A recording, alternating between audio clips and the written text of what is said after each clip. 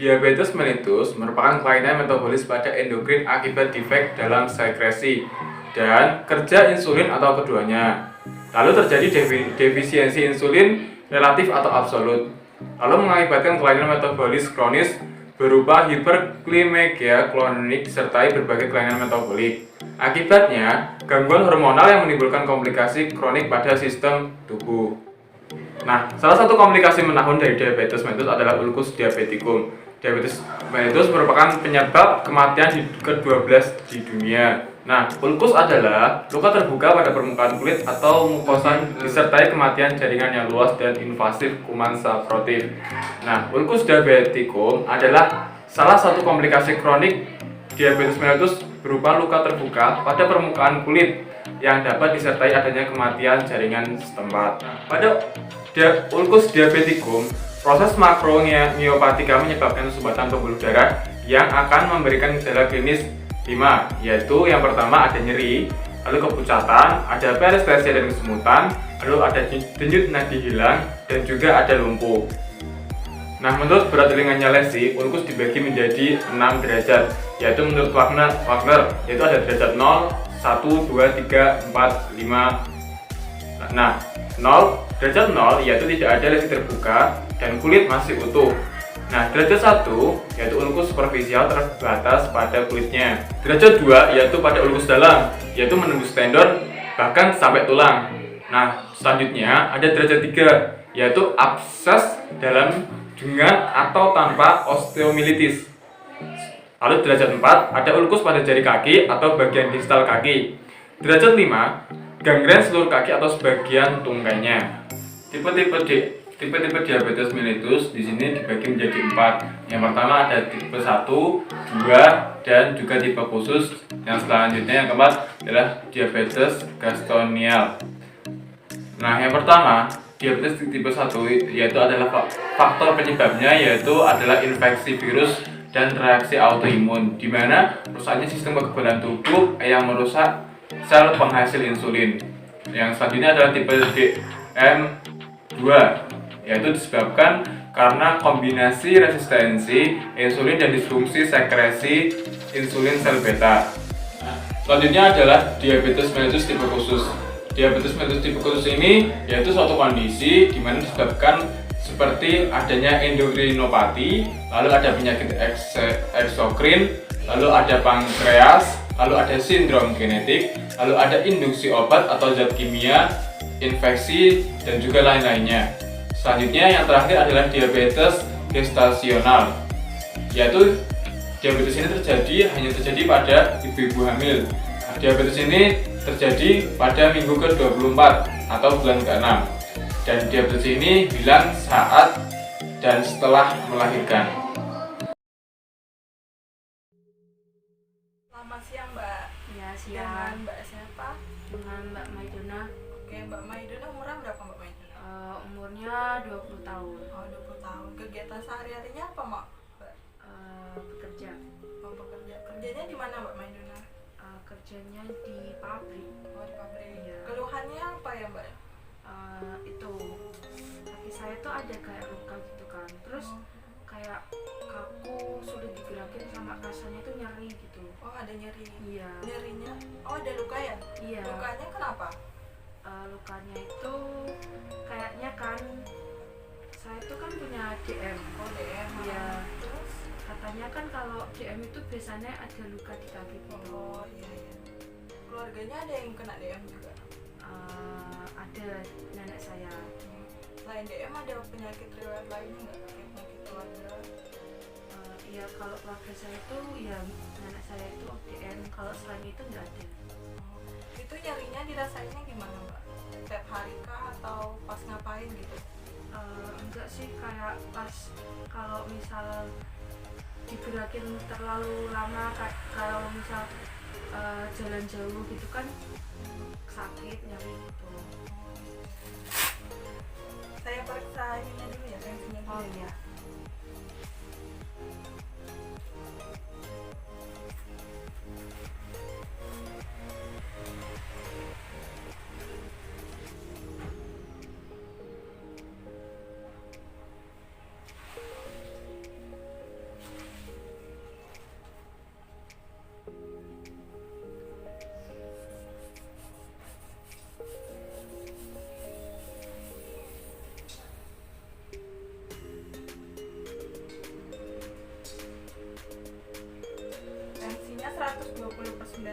Mbak Uca. Saya periksa nadinya dulu.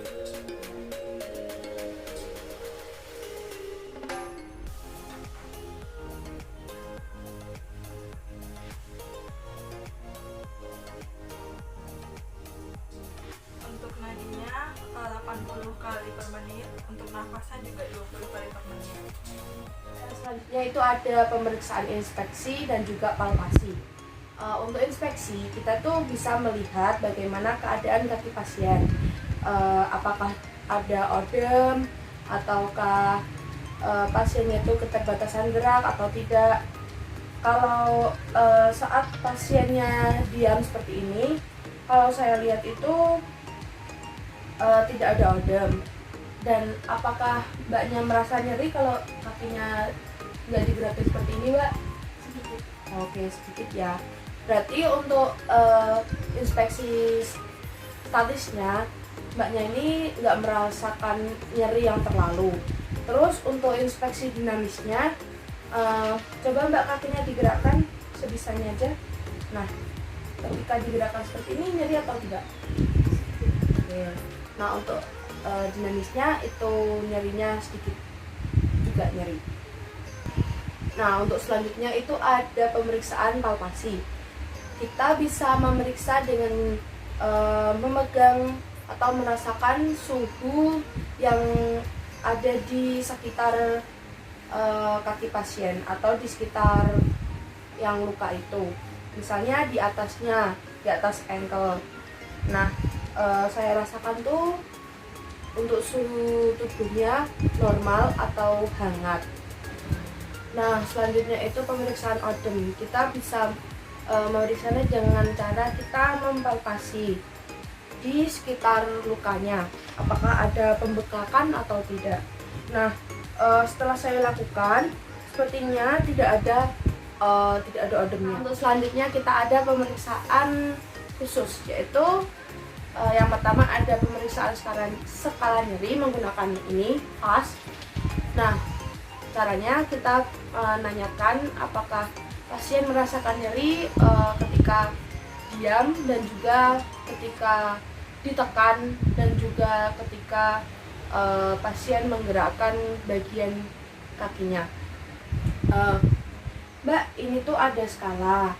Nah, nanti mbaknya nyebutin kalau ini tuh berarti nggak nyeri. Nah, kalau sampai yang atas berarti tuh nyerinya nyeri sekali ya. Jadi semakin kesana itu semakin nyeri. Nah, kalau seperti ini keadaan mbak diam, apakah kakinya mbak ini merasa nyeri atau tidak? Oke. Hasilnya ini lumayan ya, nggak terlalu nyeri. Terus untuk kalau ditekan seperti ini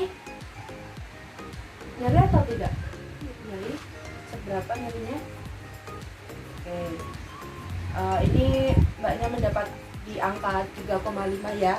Berarti nyerinya sedang. Lalu coba mbak kakinya digerak-gerakkan.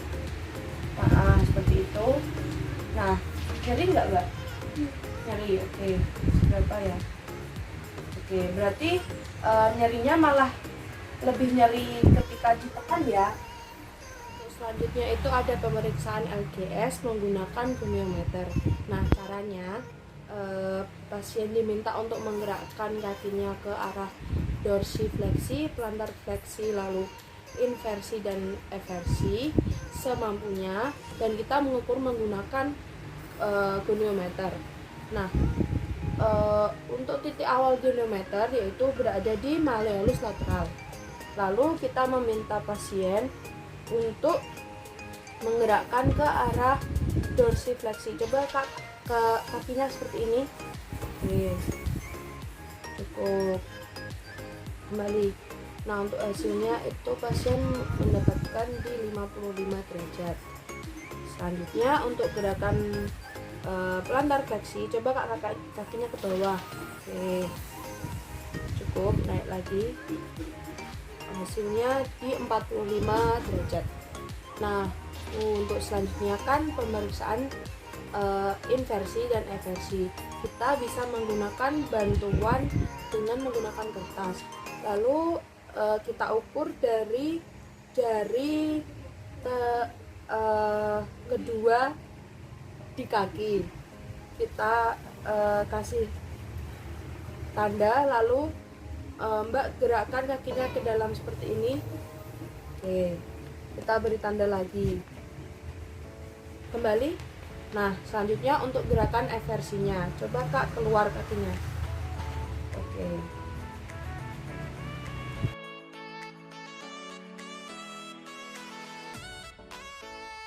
Nah, untuk selanjutnya itu ada pemeriksaan MMT. Nah, karena tadi saat pengukuran LGS pasien dapat melakukan gerakannya, jadi untuk pemeriksaan MMT kita mencoba untuk memberikan tahanan. Apakah pasien bisa melawan tahanan atau tidak. Yang pertama kita lakukan untuk dorsifleksinya. Coba Kak gerakin ke atas seperti ini dengan lawan tangan saya. Oke, kalau sudah tidak kuat tidak usah dipaksakan. Selanjutnya untuk gerakan plantar fleksinya, terus sudah. Oke. Nah, selanjutnya untuk gerakan inversinya ke dalam Kak. Oke, cukup. Nah, selanjutnya untuk keluar sudah. Nah, untuk hasil dari MMT-nya, pasien bisa melawan tahanan tetapi tidak maksimal. Nah, selanjutnya ada pemeriksaan tes sensibilitas dengan menggunakan panas dingin. Nanti kita menempelkan air hangat dan juga air dingin ke kaki pasien. Pertama dilakukan di kaki yang sehat terlebih dahulu, lalu kita bisa melakukan di kaki yang sakit. Kak, ini nanti kakinya bisa merasakan atau tidak ya? Ya. Ini rasanya panas ya? Kalau ini dingin. Nah, sekarang kakaknya tutup mata ya. Terus nanti disebutin kalau ini rasanya panas. Kalau ini dingin. Oke, selanjutnya di kaki yang sakit ya. Ini rasanya panas. Kalau ini oke. Nah, setelah diberikan tes, ternyata pasien bisa merasakan antara panas dan juga dingin. Selanjutnya, saya akan melakukan intervensi pada Staphylococcus diabetes mellitus. Yang pertama yaitu senam kaki. Untuk gerakan yang pertama, angkat telapak jari, lalu kita gerakannya seperti mendekram, lakukan sebanyak 8 kali hitungan. 2, 5, 6, 7, 8. Untuk yang kedua, yaitu gerakannya kita seperti memutar pada telapak jari, tapi lakukan sebanyak 8 kali hitungan kanan dan kiri. 1, 2, 3, 4, 5, 6, 7, 8. 1, 2,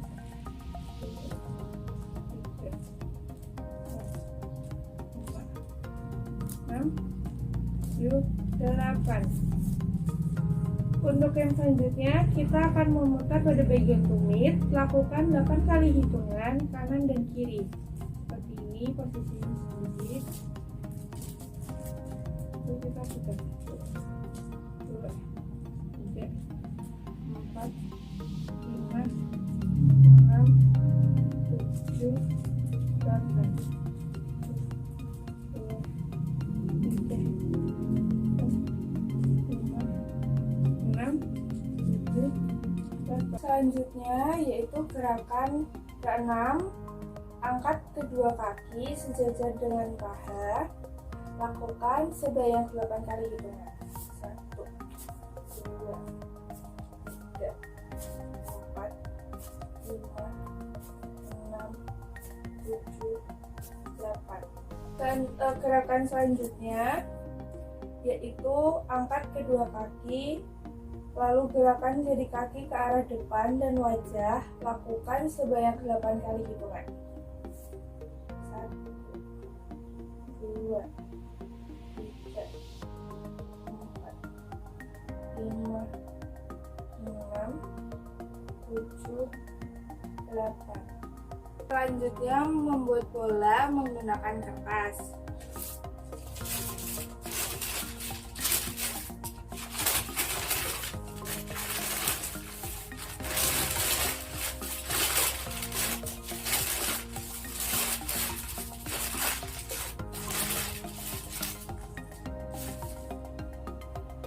Untuk gerakan selanjutnya yaitu membuka kembali bola kertas ini menjadi lembaran.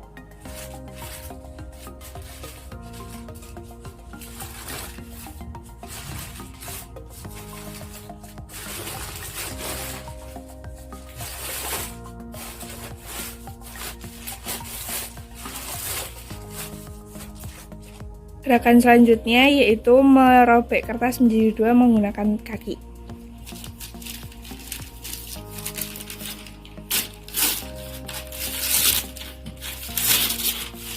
Gerakan selanjutnya yaitu merobek setengah dari bagian kertas menjadi kecil-kecil.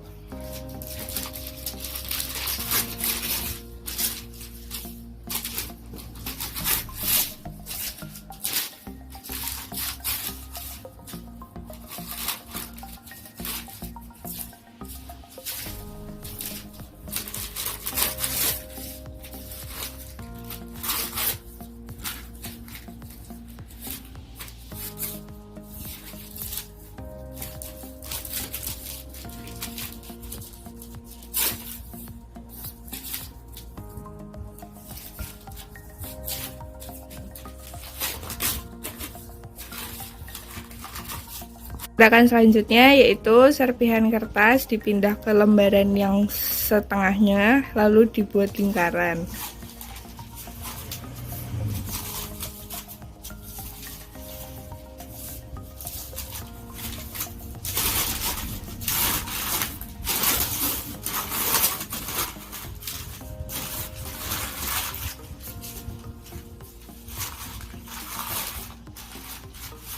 Nah, itulah tadi adalah penata laksanaan fisioterapi pada kasus integumen diabetes mellitus ulcus.